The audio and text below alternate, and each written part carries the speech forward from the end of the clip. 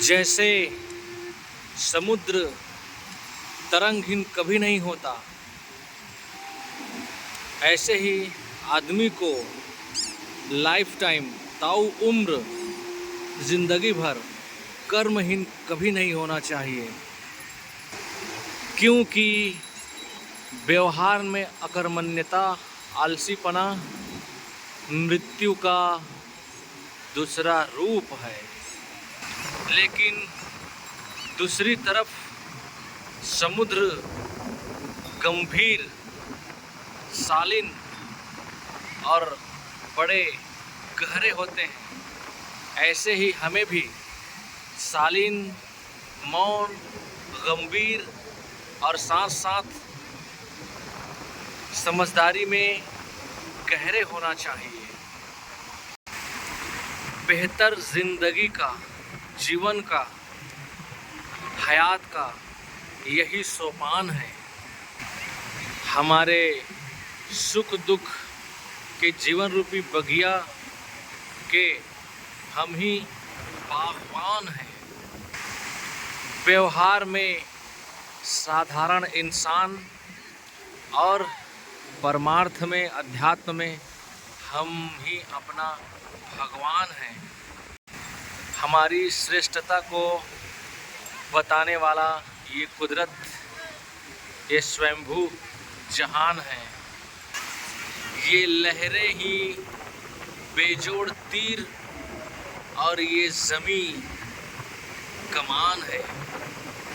और मस्त होकर के 10 फीट, 12 फीट, 15 फीट ऊपर उठ करके फिर गिरना, इठलाना, मदमस्त हो जाना, यही इसका अनुसंधान है। संस्कृत में इसी को दधि कहते हैं।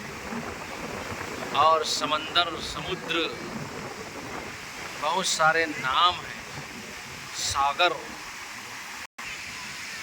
यहाँ चारों तरफ बड़ी चमक दमक, चाक चीक हैं। भूलने के साधन चारों तरफ बिखरे हैं। इसको देखकर जो प्रलुब्ध न हो, लुभाए ना, वही तो जहाँ में निखरे हैं। हम लोग जिस जगन्नाथपुरी यात्रा पे निकले हैं, तो ये जगन्नाथपुरी में हम पहुँचे हुए हैं। और ये हमारे साथ जितने लोग आए हैं, 2 गाड़ी, पूरे 110 लोग हैं कंप्लीट। घूमने का मतलब कहीं मंदिर में जा कर के मूर्तियों के सामने नाक रगड़ना, माथा टेकना नहीं है, बल्कि अपने संस्कृति, अपने कल्चर को समझना है। अनेक भाषा भाषी मनुष्य है, उनसे शिक्षा लेना है। जलवायु परिवर्तन की दृष्टि से भी आना चाहिए। हर तरह से देखा जाए तो मुख्य उद्देश्य हमारे जीवन का यही होना चाहिए कि खुद प्रसन्न, आनंदित, खुश रहें और जितना बन सके खुशियाँ बांटते चलें। इसी में इंसानियत, इसी में धर्म है, इसी में अध्यात्म छिपा है और यही परमार्थ है और यही सेवा, भक्ति, जितने भी परमार्थिक शब्द है वो इसी में समाहित है।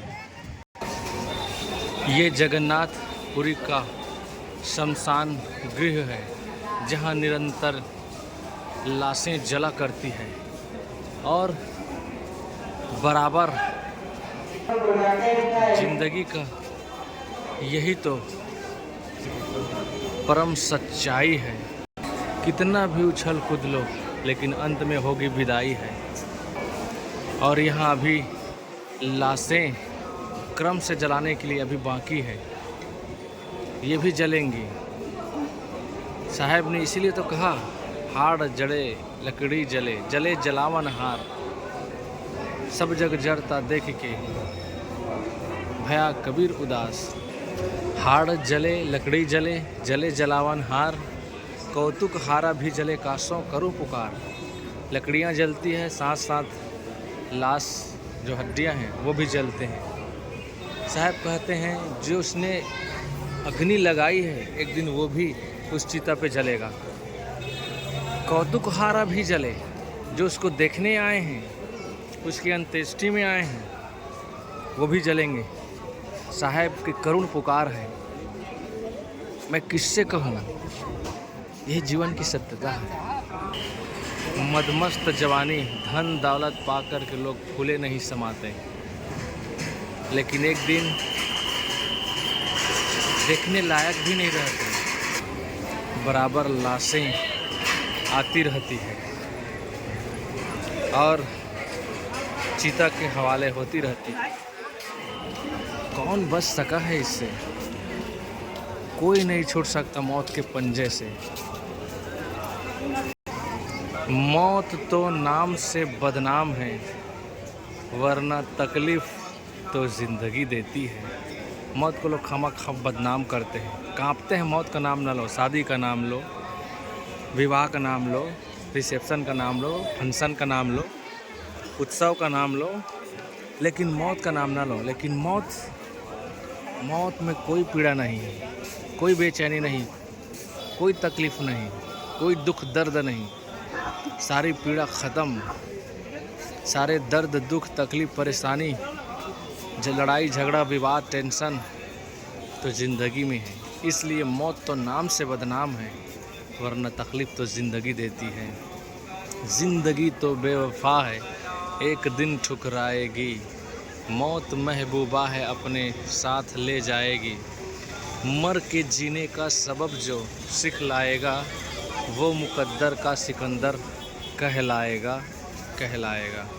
अपने मुकद्दर का सिकंदर हमें खुद होना है। वो सिकंदर तो बदमाश था, शैतान था, जिसने अपने शक्ति का दुरुपयोग किया और लाखों लोगों को मौत के घाट उतार दिया। जो अपनी शक्ति का, अपने सामर्थ्य का, चाहे कोई शक्ति हो, धन बल हो, जन बल हो, राज बल हो, किसी भी प्रकार की शक्ति का दुरुपयोग करेगा, वो दुरात्मा खुद जलेगा और दूसरों को भी जलाएगा। इसलिए अपनी शक्ति का सदुपयोग कीजिए, और सदुपयोग ही सच्चा योग है। दुरुपयोग में तो दुर्दशा का रोग है।